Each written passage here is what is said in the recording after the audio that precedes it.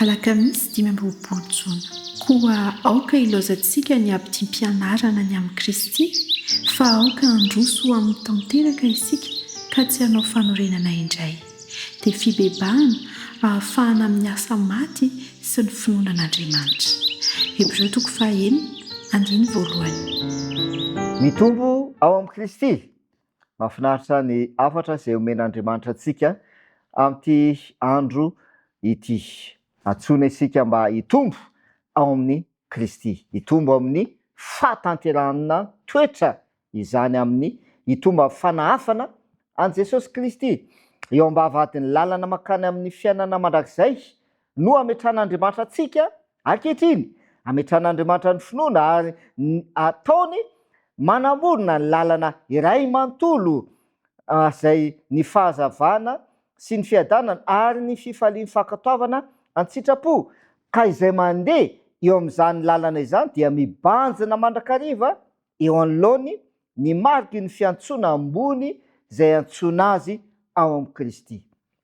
Eo maso mandrakariva ny loka, titsina zany fa ny fahatanterahan'i Jesosy Kristy. Famarinana fifaliana ary fiadanana ao amin'ny fanahy masina no andraisany ny lalàn'Andriamanitra. Ary toy izany ny ary izay toy ny azo fijaliana tany aloha ho azy dia manjary sady voninahitra eo masony ankehitriny.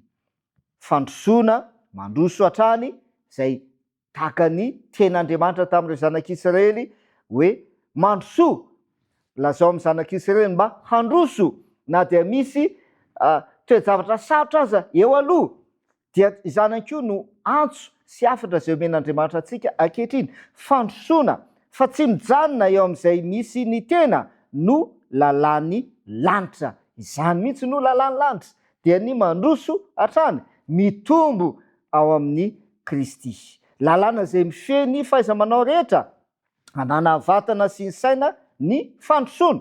Eny an-tsaha dia mipoitra ny tsimoka, avy eo misy ny salohim-bary, avy eo dia misy ny vo feno eo amin'ny salohim-bary. Dia toy izany koa eo amin'ny fiainana ara-panahy dia tsy maintsy misy ny fitomboana, ary dingana tsikelikely no tokony androsoantsika mandray sy manome mandrakariva, mahazo hatrany ny fahalalana feno kokoa momba ny Kristy, ary isan'andro dia manakaiky kokoa ny fatran'ny fahatanterahany isika. Izay le hoe mitombo ao amin'ny Kristy isan'andro. Ry havana malala, mitombo amin'ny fahamasinana, mitombo amin'ny fahatanterahany Kristy isan'andro isika. Amin'ny voalohany dia toy ny zaza ao amin'ny Kristy ny kristianina, avy eo mitombo izy avy eo ary tsy maintsy mitombo sy mandroso izy, fa tsy miato eo na mijanona eo zany, arakaraka ny tombontsoa mantsy izay atolotra azy no hitombony ao amin'ny Kristy.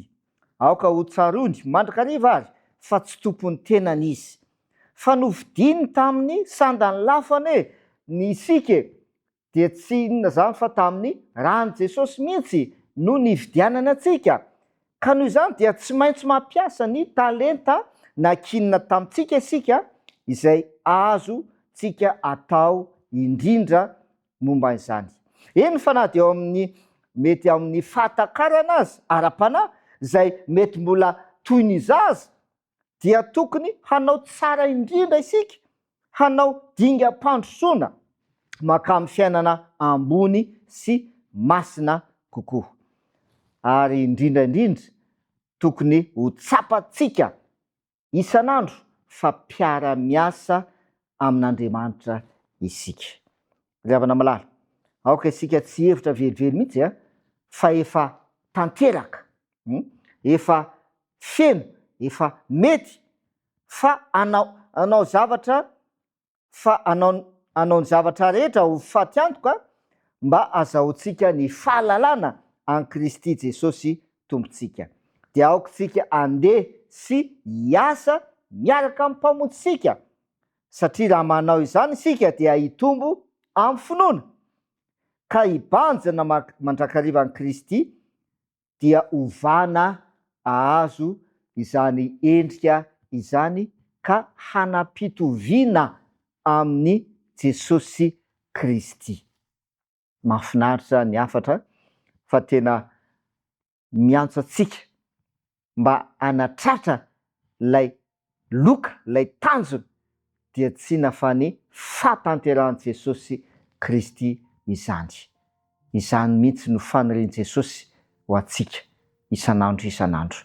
Mety hoe solafaka indray mandeha fa mila mitsangana, miarina dia mandroso mandrakariva. Mahafinaritra ny afatra satria milaza izy hoe lalàn'ny lanitra mihitsy ozy izy ny fandrosoana.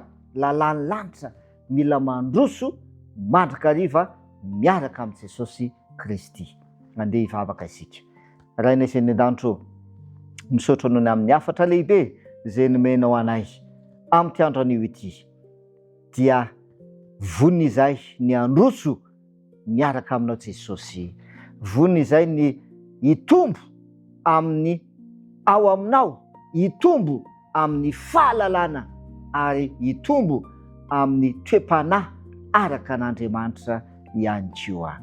Aoka tsy hevitena ho efa ampy, ho efa tanteraka, fa atsapa mandrakariva ny filana ao anatinay ao ary angetaeta mandrakariva anao zay Jesosy Kristy.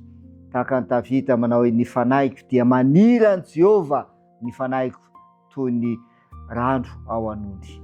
Aoka izany ihany koa no ao anatinay ao, zay anirinay anao mandrakariva eo amin'ny fiainanay ka hitombonay amin'ny finoana sy amin'ny toe-panahy araka anao. Amin'ny anaran'i Jesosy, amen.